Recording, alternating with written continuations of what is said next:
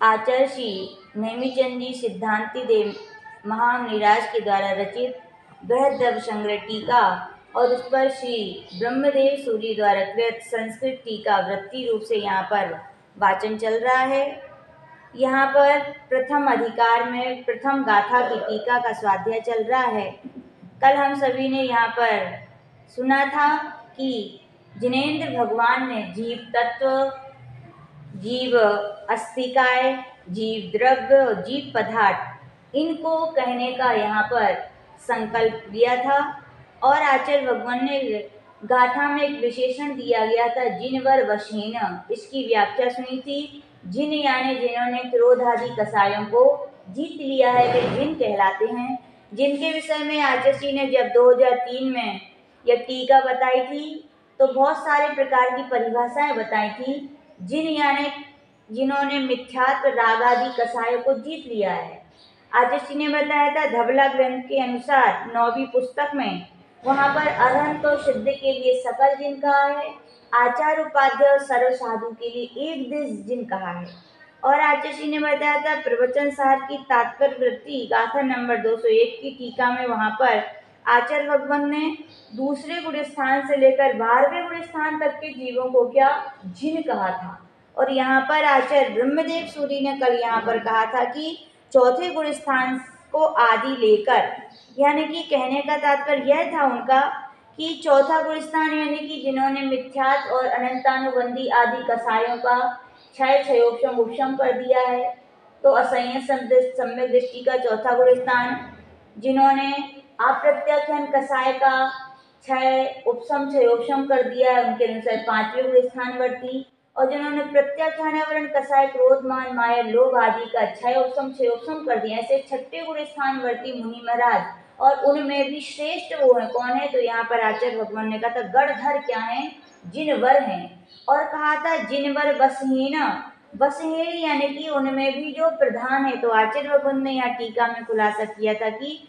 गणधरों में भी जो प्रधान है वे कौन है, तीर्थंकर देव है। कौन है, तीर्थंकर देव, यानी कि जिनवर बसहीन से यहाँ पर सीधा अर्थ निकलता है कि तीर्थंकर ही तीर्थंकर परम देवी जिनवर वृषभ हैं, यानी कहने का तात्पर्य वृषभ से यहाँ पर आदिनाथ भगवान का दूसरा नाम ऋषभनाथ भी बोलते हैं, तो उनका भी ले सकते हैं। और ये भी अर्थ निकलता है कि जितने भी भूतकाल में तीर्थंकर हो चुके हैं वे सब जिनवर वृषभ हैं, यानी तीर्थंकर पद जिन्होंने धारण किया है, ऐसे सभी तीर्थंकरों ने जिन्होंने जीव पदार्थ, जीव द्रव्य, जीव अस्थिका और जीव तत्व का व्याख्यान किया है वे सब क्या है, जिनवर वृषभ है। ऐसा कल हमने सुना था। फिर आचार्य भगवान ने यहाँ पर कहा था कि अध्यात्म ग्रंथ है, क्योंकि अध्यात्म ग्रंथ में सिद्धत्व की सिद्धि ही हर जीव के लिए अभीष्ट है, उसकी वो अपनी स्व आत्मा की सिद्धि करना चाहता है, तो ऐसी स्व आत्मा की सिद्धि करने वाले केवल सिद्ध परमात्मा है। तो आचार्य भगवान ने कहा था अध्यात्म ग्रंथ है तो सिद्धों को ही नमस्कार करना चाहिए, तो यहाँ पर जिनवर वृषभ के लिए तीर्थंकरों को क्यों नमस्कार किया गया, तो आचार्य भगवान ने यहाँ पर कहा था प्रत्युपकार की स्मरणार्थम, यानी कि उन्होंने जो मोक्ष मार्ग का क्या दिया है, उपदेश दिया है, उसके उनके प्रति उपकार के लिए स्मरण करने के लिए, क्योंकि ये बात सत्य है। आचार्य जी ने जब छत्र चूड़ामणि ग्रंथ पढ़ाया था तो वहाँ पर आचार्य वाधीव सिंह सूरी के द्वारा एक श्लोक कहा गया था, नहीं कृत उपकारा साधवा विस्मरंती, जो साधु पुरुष होते हैं वे अपने द्वारा किए गए उपकार के लिए जो उपकार करता है उसको कभी विस्मरण नहीं करते हैं। यद्यपि किसी के आचार्य भगवंतों के तीर्थंकरों के उपकार को हम क्या चुका सकते हैं, कुछ भी। हमें इतनी इतनी सामर्थ्य, इतनी शक्ति है कि अपने गुरुओं के, भगवान के उपकार को अपन चुका सकें, लेकिन उनके प्रत्युपकार के बदले हम उनके लिए स्मरण करते हैं। नहीं कृत उपकारा साधवा विस्मरंती, उसके लिए भूलते नहीं है और उनका बार बार स्मरण करते हैं, तो कहा जाता है ये भी उनका प्रत्युपकार है।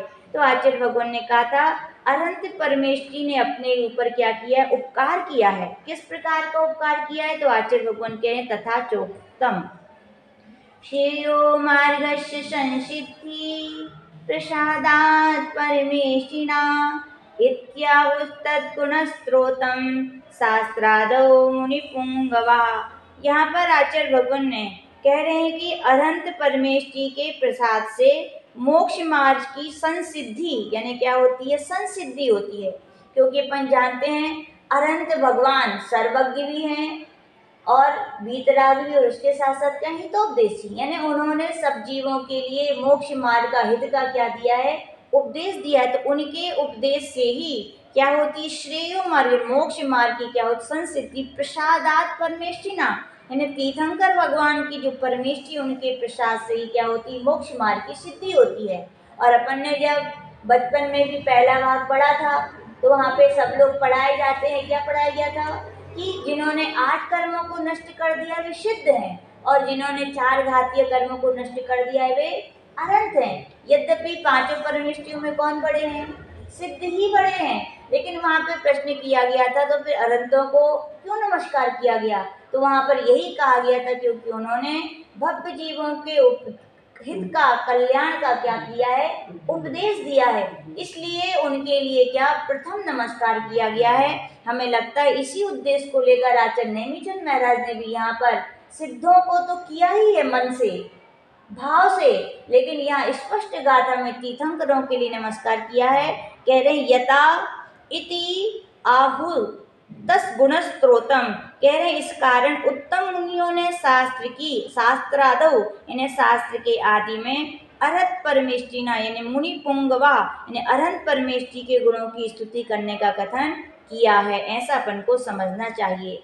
और यहाँ पर आगे कह रहे हैं कि इति श्लोक कथित फल चतुष्टयम समीक्षमाणा ग्रंथकारा शास्त्रादौ त्रिधा देवतायै त्रिधा नमस्कारम कुर्वन्ति। यहाँ पर आचार्य भगवान कह रहे हैं कि यहाँ गाथा के उत्तरार्ध में 4 हेतुओं के द्वारा क्या कथित फल चतुष्टयम, 4 प्रकार के फलों को समीक्षमाणम, यानी ग्रंथकार ने यहाँ पर प्रकट किया है कि ग्रंथ में मंगलाचरण 4 हेतुओं से किया जाता है।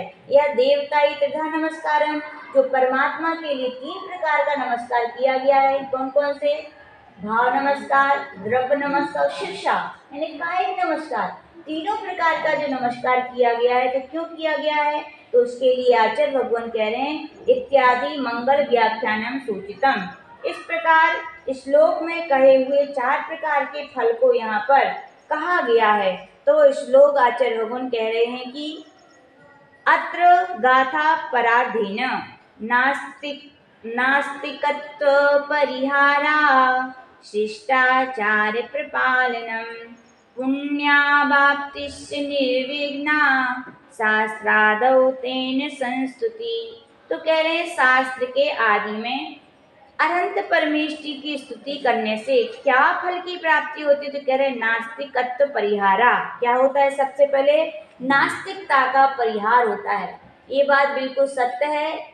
कोई भी किसी कार्य के प्रारंभ में अपने इष्ट देवता को नमस्कार करता है और इष्ट देवता को स्मरण कर रहा है, यानी कि उसको उनके ऊपर क्या है, श्रद्धा है, और जिसके लिए किसी के ऊपर श्रद्धा होती है तो उसे आस्तिक्य कहते हैं। क्या कहते हैं, कौन सा गुण, ये आस्तिक गुण कहलाता है। और जिसके पास आस्तिक गुण आ जाता है उसके लिए कहा जाता नास्तिकता परिहारा, यानी कि उसके नास्तिकता अब नहीं है, उसका क्या हो गया, परिहार हो गया। तो कहा गया मंगलाचरण में भगवान को नमस्कार करने से जो व्यक्ति नमस्कार करता है उसे सिद्ध होता है कि वो आस्तिक है, उसके पास अब नास्तिकता नहीं है। अगले उसमें आचार्य भगवान कह रहे हैं कि शिष्टाचार प्रपालन, दूसरा क्या होता है, शिष्टाचार का पालन कहलाता है। क्या कहलाता है, जो शिष्ट पुरुष होते हैं, शिष्ट कौन होते हैं, जितने भी शिष्ट पुरुष होते हैं वे नियम से अपने इष्ट परमात्मा क्या क्या करते हैं, स्मरण करते हैं। क्यों करते हैं, ताकि अभिमान ना आ जाए, क्या ना आ जाए, अभिमान ना आ जाए अपने अंदर कि हम ऐसा करें। वो शिष्टाचार प्रपालन, यानी कि मैं भगवान के लिए स्मरण कर रहा हूँ, क्यों, क्योंकि ये सब उपदेश कहाँ से हमें प्राप्त हुआ है, उन्हीं परमात्मा से प्राप्त है, उनकी वाणी से प्राप्त हुआ, उनके मार्ग पर चलने वाले गुरुओं से प्राप्त हुआ है। इसलिए वे क्या करते हैं, बड़ी विनय से उनके लिए क्या करते हैं, नमस्कार करते हैं। शिष्ट पुरुष ही अपने इष्ट जनों का क्या करते हैं, स्मरण करते हैं, तो इससे उनके शिष्टाचार का पालन, यह दूसरा गुण सिद्ध होता है। तीसरा गुण कह रहे हैं पुण्यावाप्तिश्च, यानी पुण्य की क्या होती है, प्राप्ति होती है। ये बात बिल्कुल सत्य है इष्ट भगवान देवताओं के लिए जब जब अपन मन से नमस्कार करते हैं तत्क्षण पाप का क्या होता है, संवर होता है। यहाँ पाप का संवर होता है तो कहा जाता है वहां पुण्य प्रकृतियां बनने लगती हैं। क्या होती है, पुण्य प्रकृतियां बनती हैं। तो क्या पुण्य प्राप्ति से यानी किसकी प्राप्ति होती है, पुण्य की यहाँ पर प्राप्ति होती है। तीसरा फल कहा। चौथे फल में आचार्य भगवान कहते निर्विघ्ना, यानी कि जो शास्त्र प्रारंभ किया गया है वो क्या होता है, निर्विघ्न समापन होता है। और बात सत्य भी है, इष्ट देवताओं के प्रताप से सभी विघ्न बाधाएं क्या होती हैं, दूर होती है कि नहीं होती है, अवश्य होती हैं। लोग कहते भगवान, अपने जैन दर्शन में तो बोले भगवान वीतरागी हैं, फिर कैसे बाधाएं दूर करेंगे, वो तो आते नहीं है।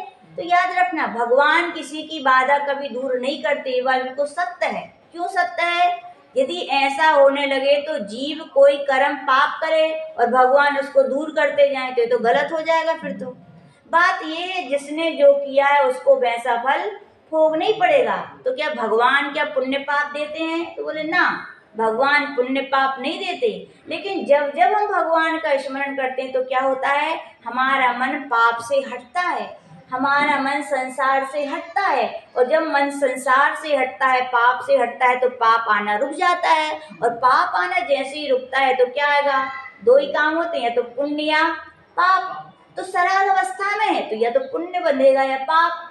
तो कहा जाता है पुण्य प्रकृतियां जो होती है उनका संवर होने लगता है और जीवों का क्या पुण्योदय आ जाता है, यानी कि पाप भी पुण्य में कन्वर्ट होने लगता है। होता है कि नहीं। श्रीपाल मैना सुंदरी का उदाहरण सभी ने सुना है, सुना कि नहीं सुना, क्या सुना। श्रीपाल के लिए कुष्ठ रोग हो गया तो उन्होंने सिद्ध चक्र विधान किए, गंधों तक लगाए तो दूर हो गया। तो क्या भगवान ने कर दिया क्या दूर, भगवान ने नहीं किया। क्यों, अपने भगवान वीतरागी हैं, वो किसी से राग द्वेष नहीं करते। सीधा कारण है मैना सुंदरी ने, श्रीपाल ने जब सिद्ध प्रभु की आराधना की उतना समय उनके पाप का उदय था, उस पाप के उदय में भी उनने धर्म के काम किए। कौन से काम किए, ऐसा करने से उनका पाप भी किस में कन्वर्ट हो गया, पाप प्रकृतियां पुण्य प्रकृति में परिवर्तित हो गई। और पुण्य का उदय आया तो सारे विघ्न क्या हो गए, बाधाएं दूर हो गई कि नहीं। तो इष्ट भगवान का नियम से जो जो भक्तगण स्मरण करते हैं उनकी नियम से क्या होती, विघ्न बाधाएं क्या भगवान करते हैं, क्या भगवान नहीं करते। तो यहाँ पर शास्त्र के प्रारंभ में कहा गया इन 4 लाभों के लिए शास्त्र के आदि में श्री जिनेन्द्र देव की स्तुति की जाती है। अब कह रहे इत्यादि मंगल व्याख्यानम सूचितम, कह रहे हैं कि अब यहाँ पर मंगल का व्याख्यान सूचित किया गया। मंगलम इति उपलक्षणम, मंगल ये उपलक्षण मात्र है। क्यों, क्योंकि मंगल के साथ साथ आपको जो ग्रंथ के प्रारंभ में 6 हेतु कहे गए उनको भी आपको ग्रहण कर लेना चाहिए। उपलक्षण समझते हैं आप लोग, उपलक्षण का मतलब होता है जैसे कोई बच्चा हो, वो घर पे बैठा हो और उसकी मम्मी ने दही रख दिया हो, क्या रख दिया, दही, और उनके कौवे बहुत आते थे तो उनसे कहेगी बेटा ये दही की कौवों से दही की क्या करना, रक्षा करना। तो बस वो डंडा लेके बैठ गया बेटा की कोई कौवा नहीं आए। और क्या हुआ, कौवों को तो भगाते रहा, लेकिन यहाँ बिल्ली आई पीछे से वो चट कर गई। तो बताओ मम्मी डांटेगी कि नहीं डांटेगी, डांटेगी। क्यों, वो कहे आपने तो कहा था कौवा भगाना है। बोले कौवा भगाना तो एक उदाहरण था, उपलक्षण था, बाकी मुख्य उपयोजन क्या था, इस दही की रक्षा करनी थी। कौवा से यानी बिल्ली भी हो सकती है, कुत्ता भी हो सकता है, तो ये क्या कहलाते हैं, उपलक्षण कहलाते हैं। मंगलाचरण मंगल कह दिया है तो मंगल से शास्त्र के प्रारंभ में जो 6 अधिकार कहे गए हैं वो भी आपको यहाँ ग्रहण कर लेने चाहिए। फिर भी आचार्य भगवान कितने दयालु हैं, बोले मैं उनके लिए फिर भी स्मरण आपके लिए कराए देता हूँ। उत्तम चा मंगल निमित्त परिमाणम नाम तारम बागिरिये छप्पी पच्छा वखाणो सत्यमाइरियो। आचार्य भगवान यहाँ पर कह रहे हैं कि प्रथम ही आचार मंगलाचरण करते हैं। किसी भी ग्रंथ में सबसे पहले क्या किया, मंगलाचरण, मंगल लाती थी मंगलाचरण, यानी कि जो सुख को लाता है, जो पुण्य को लाता है, जो पाप को गलाता है उसे क्या कहते हैं, मंगलाचरण कहते हैं। इसलिए अपने यहाँ पर जितने भी दिगंबराचार्य भगवंत हुए सभी ने अपने क्या किया है, मंगलाचरण अवश्य किया है। फिर कहा गया है कि मंगल निमित्त, शास्त्र का किसके निमित्त से यहाँ लिखा गया, तो आचार्य भगवान अपन सभी पहले सुन चुके हैं इस ग्रंथ में कि आचार्य श्री ब्रह्मदेव सूरी ने कहा था कि इस ग्रंथ के निमित्त कौन थे, सोम श्रेष्ठी नामक एक श्रेष्ठी यानी श्रेष्ठ सेठ पुत्र था, उसके निमित्त से ग्रंथ क्या है लिखा गया। जैसे तत्वासुत किसके निमित्त से लगा गया, द्वैयायक नाम के ब्राह्मण के निमित्त से। आप लोग को कहानी पता होगी, जब उमा स्वामी महाराज गए थे एक आहार करने के लिए, तो उसने वहां पर द्वैयायक नाम का जो ब्राह्मण था, श्रेष्ठी था, उसने एक सूत्र बद्ध एक ग्रंथ बनाने की योजना की थी। और चूंकि पहले के समय में कॉपी पेन इतने नहीं उपलब्ध रहते थे, भूल ना जाएं, तो उसने क्या किया था, अपने घर की चौखट पर लिख दिया था कि मैं कई काम में भूल ना जाऊं। तो वहां पे कौन सा सूत्र लिखा था, दर्शन ज्ञान चारित्राणी। लेकिन उमा स्वामी महाराज दिगंबराचार्य थे, कितने वर्ष में दीक्षा ले ली थी, 9 वर्ष में। कितने वर्ष में, 9 वर्ष में। ये आपके लोग क्या कहोगे, ये कोई उम्र है 9 वर्ष में दीक्षा लेने की? नहीं, दीक्षा संयम की कोई उम्र नहीं होती, जब बैराग जगे तभी सवेरा है। तो बड़े दूरदृष्टा थे, उम्र जरूर छोटी थी लेकिन ज्ञान में वो बहुत बड़े थे। तो उन्होंने जैसे ही देखा कि भैया इस सूत्र से ज्ञान दर्शन चारित्राणी मोक्ष मार्ग का, तो ये गलत हो जाएगा। फिर तो हर संप्रदाय में दर्शन की बात की गई, ज्ञान की बात, चार सबकी यहाँ पे मोक्ष मार्ग कहलाएगा, सब लोग अपने अपने धर्म को मोक्ष मार्ग बताएंगे। तो वहां पर उमा स्वामी महाराज ने कौन सा शब्द जोड़ दिया था, सम्यक जोड़ दिया, यानी कि जो सम्यक दर्शन, सम्यक ज्ञान और सम्यक चारित्र, तीनों की एकता का मार्ग ही क्या है, मोक्ष मार्ग है। अन्य मोक्ष मार्ग नहीं है। अकेला सम्यक दर्शन भी मोक्ष मार्ग नहीं है, अकेला सम्यक ज्ञान भी मोक्ष मार्ग, अकेला सम्यक चारित्र भी मोक्ष मार्ग। जब सिंगल नहीं है तो डबल हो सकते हैं क्या? तो कहा गया नहीं, अपन जब इसकी टीका, तत्वासुत की टीका जब अकलंग देव की राजवार्तिक पढ़ते हैं, तो वहां पे कहा गया जब सिंगल मोक्ष मार्ग नहीं है तो डबल भी सम्यक दर्शन सम्यक ज्ञान भी मोक्ष मार्ग नहीं है, सम्यक दर्शन सम्यक चारित्र मोक्ष मार्ग नहीं है, और सम्यक ज्ञान और सम्यक चारित्र मोक्ष मार्ग नहीं है। तीनों की क्या होनी चाहिए, एकता। किसकी तरह है, बेसन के लड्डू की तरह। बेसन का लड्डू कब कहलाता है, जब तीनों चीजें मिल जाएं।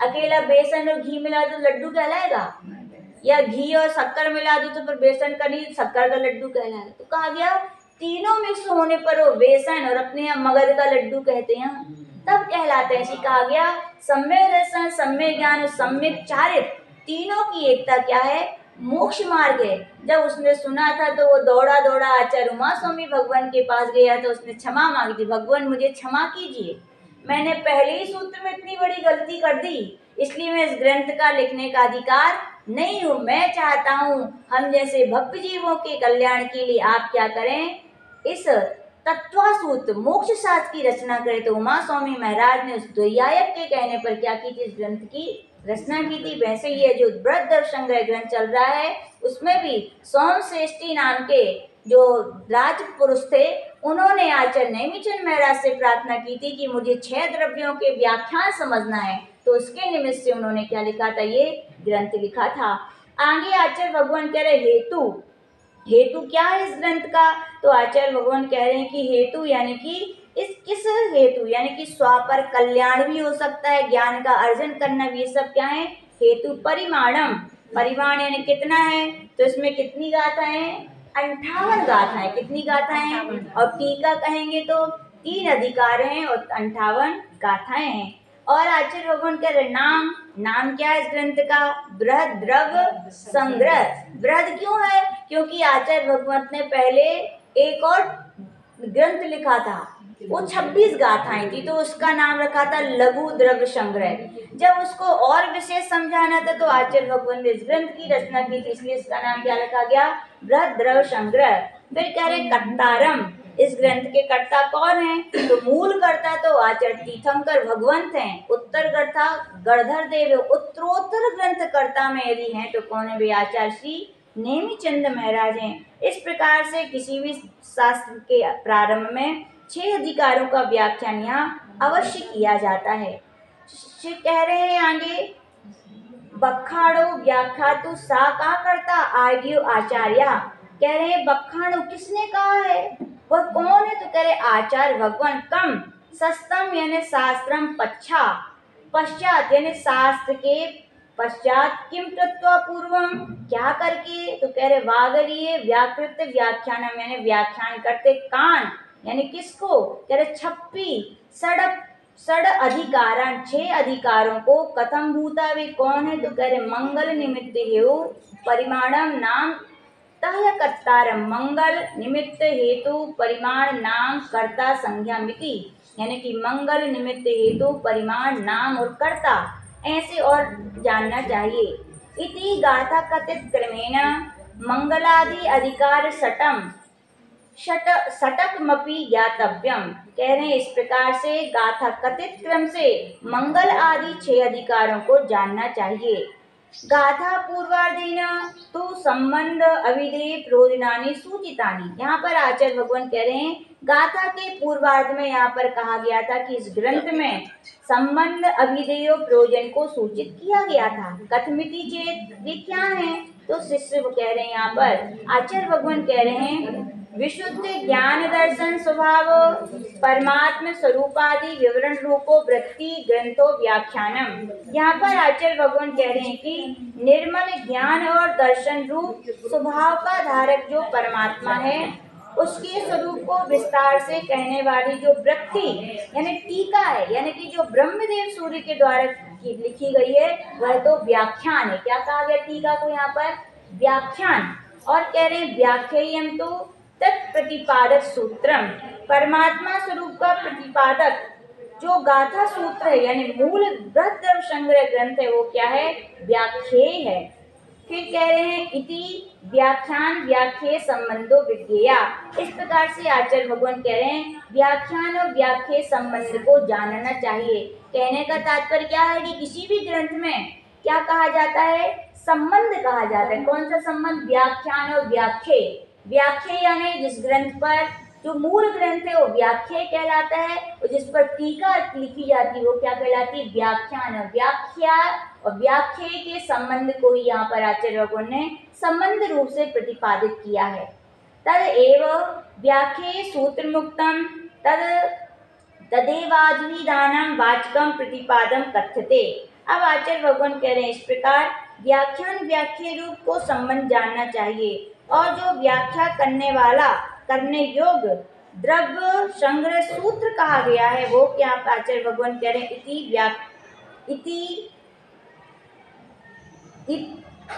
यदेव व्याख्येय सूत्र मुक्तम तदेवाभिधानम वाचकम प्रतिपादम वर्ण्यते। यानी कि कह रहे हैं जो व्याख्या करने योग्य द्रव्य संग्रह का सूत्र कहा गया है वही अभिधान है, यानी कि कहने वाला कहलाता है। फिर कह रहे हैं अनंत ज्ञानादि अनंत गुणाधार परमात्मादि स्वभावो विधेयो वाच्या प्रतिपाद्य। कह रहे हैं अनंत ज्ञान आदि अनंत गुणों का आधार जो परमात्मा आदि का स्वभाव है वह क्या है, अविधेय यहाँ पर जानना चाहिए। इति अभिधान अविधेय स्वरूपम बोधव्यम। इस प्रकार से अभिधान और अविधेय के स्वरूप को जानना चाहिए। अब यहाँ पर प्रयोजन कह रहे हैं कि इस ग्रंथ के लिखने का क्या प्रयोजन है, तो कह रहे हैं प्रयोजनम तो व्यवहारेण षड्द्रव्यादि परिज्ञानम। पहला इन्होंने कह रहे हैं व्यवहार की अपेक्षा से इस ग्रंथ को क्या प्रयोजन है, तो कह रहे हैं कि षट्द्रव्य आदि का जानना इस ग्रंथ का क्या है, प्रयोजन है। 6 द्रव्य कौन कौन सी होती हैं, जीव, उद्गल, धर्म, अधर्म, आकाश और काल। व्यवहार में ऐसे कहा गया इन 6 द्रव्यों का विशेष रूप से जानने के लिए यहाँ पर प्रयोजन कहा गया। और आचार्य भगवान के निश्चय से निज निरंजन शुद्धात्म संवित्ति समुत्पन्न निर्विकार परमानंदई के लक्षण सुखामृत रसास्वाद रूपम स्वासंवेदन ज्ञानम। निश्चय से कह रहे हैं कि अपने निर्लेप शुद्ध आत्मा के ज्ञान से उत्पन्न यानी निज यानी अपनी निरंजन यानी शुद्ध आत्मा की संवृत्ति से उत्पन्न जो निर्विकार यानी विकार रहित परमानंद यानी परम आनंद रूप लक्षण सुखामृत यानी लक्षण का धारक सुख है, उस सुख रूपी अमृत का आस्वादन करने वाला जो निज आत्मा को आत्मा के जानन रूप ज्ञान है वह इस ग्रंथ का प्रयोजन, यानी कि कोई भी ग्रंथ का प्रयोजन आचार्य भगवान क्या कह रहे हैं, दो हो सकते। एक तो बाहर से व्यवहार से अपन उनकी व्याख्या समझ सकते हैं, उनकी परिभाषा समझ सकते हैं, लेकिन इन सबको समझने के बाद भी आचार्य भगवान कह रहे हैं आत्मज्ञान भी क्या होना चाहिए, होना चाहिए। ये तो द्रव्य शुद्ध हो गया, क्या हो गया, द्रव्य शुद्ध के पढ़ लेने से कभी आत्मा का कल्याण होने वाला नहीं है। द्रव्य शुद्ध के पढ़ने से जो भाव शुद्ध के द्वारा अपनी आत्मा का जो ज्ञान होता है वही सच्चा क्या कहलाता है, प्रयोजन कहलाता है। क्योंकि आचार्य जी बताते हैं कितने सारे ऐसे जीव हो गए जो द्वादशांग के पाठी हो गए, द्वादशांग के नहीं 11 अंग 9 पूर्व जैसे आगम का ज्ञान करके भी उनके लिए आत्मा का ज्ञान नहीं हुआ, तो उनकी आत्मा का कल्याण नहीं हो पाए। तो आचार्य भगवान कह रहे हैं निश्चय से इस ग्रंथ को पढ़ने का कोई फल है, तो कह रहे हैं कि अपनी आत्मा का ही स्वसंवेदन ज्ञान होना चाहिए। आगे कह रहे परम निश्चय, और भी कह रहे हैं परम निश्चय ने ऐसे क्या प्रयोजन है, तो कह रहे हैं पुनः तत्फल रूपा केवल ज्ञान आदि अनंत गुणा बिना भूता निजात्मोपादान सिद्ध नंत सुखा बाप्ति रीति। कह रहे परम निश्चय ने से आत्मज्ञान के फलस्वरूप क्या होना चाहिए, पहले आत्मज्ञान होना चाहिए। आप लोगों ने कभी उत्तर पुराण पढ़ा हो तो वहां पर जितने भी 23 तीर्थंकरों का वर्णन मिलता है उत्तर पुराण ग्रंथ में, तो पढ़ना कभी उठा के, उसमें आचार्य जी बताते हैं जब जब तीर्थंकर के लिए बैराग हुआ तो वहां ये नहीं लिखा कि उन्हें बैराग हो गया, वहां क्या लिखा, उन्हें आत्मज्ञान हो गया। क्या हो गया, आत्मज्ञान हो गया। आत्मज्ञान यानी अपने आत्मा का वैभव, अपने का स्वरूप का उन्हें भान हो गया, वो क्या कहलाता है। तो कह रहे हैं जब आपको आत्मज्ञान हो जाए तो उसके फल रूप केवल ज्ञान आदि अनंत गुणों के बिना ना होने वाली और निज आत्मा रूप उपादान कारण से सिद्ध होने वाली ऐसी जो अनंत सुख की प्राप्ति है वह इस द्रव्य संग्रह ग्रंथ का क्या है, प्रयोजन है। ऐसा एवं नमस्कार गाथा व्याख्याता, इस प्रकार से प्रथम जो नमस्कार गाथा है उसका व्याख्यान किया गया। यानी कि प्रथम गाथा में यहाँ पर आचार्य भगवान ने मंगलाचरण में 6 अधिकारों का, फिर वहाँ पर आचार्य भगवान ने क्या कहा है कि अभीष्ट अधिकृत और अभिमत, यानी कि यहाँ पर समझाए संबंध, अभिधेय और प्रयोजन यहाँ पे समझाया। अब आचार्य भगवान इस ग्रंथ के मंगलाचरण के बाद दूसरी गाथा का यहाँ पर प्रारंभ कर रहे हैं। अथ नमस्कार गाथायां प्रथमं तदुक्तं जीव द्रव्यं तत्संबंधे नवाधिकारान् संक्षेपेण सूचयामिति अभिप्राय मनसी संप्राधार्य कथन सूत्रमिति निरूपयति। यहाँ पर आचार्य भगवान कह रहे अब मैं नमस्कार गाथा, जो पहले जीव द्रव्य का कथन किया गया, उस जीव द्रव्य के संबंध में नव अधिकारान यानी 9 अधिकारों को संक्षेपेण सूचयति, यानी कि संक्षेप से क्या करूँगा, सूचित करूँगा। इस अभिप्राय मनसी संप्रधार्य, यानी कि इस अभिप्राय को मन में धारण करके आचार्य देव यहाँ पर 9 अधिकारों को कहने वाली अग्रिम गाथा सूत्र यहाँ पर कह रहे हैं। जीवोगमो अमुत्तिकता सदेह परिमाणो भूता संसारत्थो सिद्धो सो विश्व सो ढगई। यहाँ पर जीव के 9 अधिकारों में पहले कह रहे हैं जीव कैसा है, तो कह रहे हैं उपयोगमयी है। क्या है, जीव का लक्षण है, अपन कहें उपयोगो लक्षणम, इसका लक्षण है तत्वास्त्र पर जीव का पहला अधिकार उपयोग है, उपयोगमयी है। दूसरे में कह रहे अमुत्ति यानी जीव कैसा है, अमूर्तिक है। फिर कह रहे कत्ता यानी जीव करता है। सदैव परिमाणो यानी अपने स्वदेह के क्या है, परिमाण यानी उतने बराबर है। भोक्ता यानी भोक्ता है। संसारत्थो यानी संसार में स्थित है। सिद्धो यानी सिद्ध है। और विश्व सोढग यानी स्वभाव से ऊर्ध्वगमन करने वाला है, वह जीव कहलाता है। कहने का तात्पर्य कि इस गाथा में जो 9 अधिकार गए, पहले अधिकार में जो 14 गाथाएं हैं उनमें यही सब वर्णन किया जाएगा कि जीव उपयोगमयी है तो कैसे है, किस नए से है और किस नए से नहीं है, अमूर्तिक है तो किस अपेक्षा से नहीं है, कर्ता सदैव प्रमाण आदि आदि सब नयों की व्याख्या को लेकर आचार्य बगुन यहाँ पर आगे इसका व्याख्यान करेंगे, तो हम सभी आगे इसको सुनेंगे। केवलिए परम पूज्य गणाचार्य गुरुदेव श्री विराग सागर जी महामुनि राज की